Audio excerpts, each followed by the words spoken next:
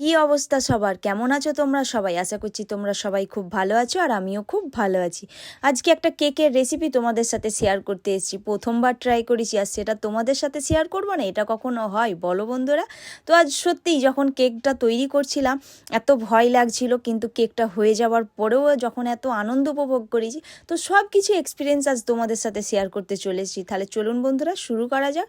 আমি এখানে কমলা লেবুর কেক তৈরি করব, তাই কমলা লেবু তো লাগবেই। তাই এখানে আমি নিয়ে নিয়েছি 4টে কমলা লেবু, তারপরে নিয়েছি 1 বাটি চিনি, তারপরে কিছু ড্রাই ফ্রুটস নিয়েছি, আর নিয়েছি বেকিং সোডা, বেকিং পাউডার আর ময়দা। সত্যি প্রথমবার যখন তৈরি করছিলাম তখন এত মনের মধ্যে ভয় লাগছিল যে সত্যি আমি পারবো তো, কিন্তু কারণ কোনো দিন আমি কেক তৈরি করিনি, প্রথমবার ট্রাই করেছি, আবার ভাইয়ের বার্থডেতে। তো আমি সত্যি মনে মনে ভাবছিলাম যেন ঠিকঠাক হয়। তো যখন হয়েছিল সত্যি খুব আনন্দ লেগেছিল। তাই ভাবলাম যে এত যখন আনন্দটা পেয়েছি আর তোমাদের সাথে সেটা শেয়ার করবো না, এটা কখনো হয় বলো বন্ধুরা? তাই শেয়ার করে নিলাম। তো আমি এখানে চিনিটা পুরোপুরি আমি গুঁড়ো করে নিয়েছি।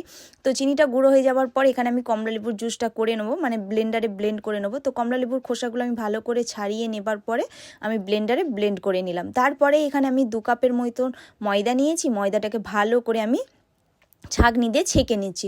তো হালকাভাবে ছেঁকে নেবার পরেই আমি দিয়ে দিলাম এখানে 1/2 চামচের মতন বেকিং সোডা আর 1 চামচের মতন বেকিং পাউডার। তারপরে দিয়ে দেবার পর আবারও ভালো করে আমি ছাঁকনি দিয়ে ছেঁকে নিলাম।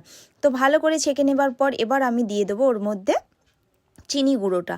আপনারা এখানে গোটা চিনি ওই কমলা লেবুর সাথেও ব্লেন্ড করে নিতে পারেন, আমি এখানে চিনি গুঁড়োটা ইউজ করছি।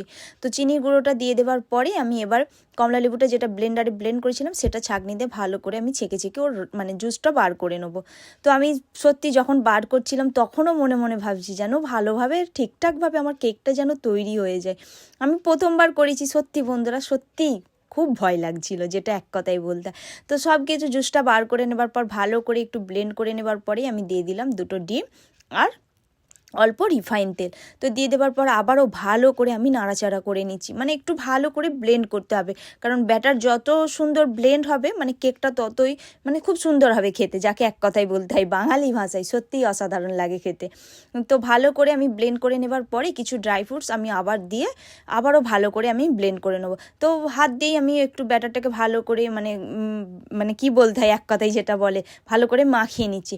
তো ভালো করে মাখানোর পরে আমি যেটাই কেকটা তৈরি হবে সেটাতে আমি একটু রিফাইন তেল গরম করে নিয়ে হাত দিয়ে ভালো করে মাখিয়ে নিয়েছি।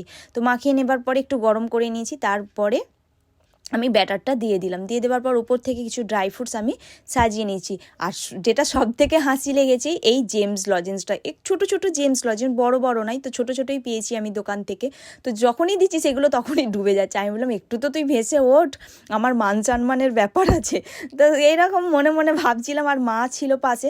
তো মাকে বলছি, মা শুধু বলছে আচ্ছা নে না, তোর ঠিকঠাক কেক হবেই হবে, তুই অত চিন্তা করে নিস। তো যখন 40 থেকে 45 মিনিটের পর ঢাকনাটা খুললাম তখন দেখেই মনের মধ্যে একটা শান্তি আসলো, বলি উফ তাহলে হয়েছে ঠিকঠাক।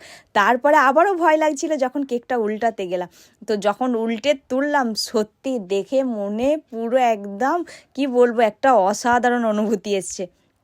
তো যখন প্লেটে ঢাললাম দেখলাম সবাইকে খাওয়ালাম, সবাই না খুব খুশি হয়েছে যে তুমি পেরেছো। আমাকে বাড়িতে সবাই একটা কথাই বলে, যেটা করবে মন দিয়ে করবে ঠিক হবে।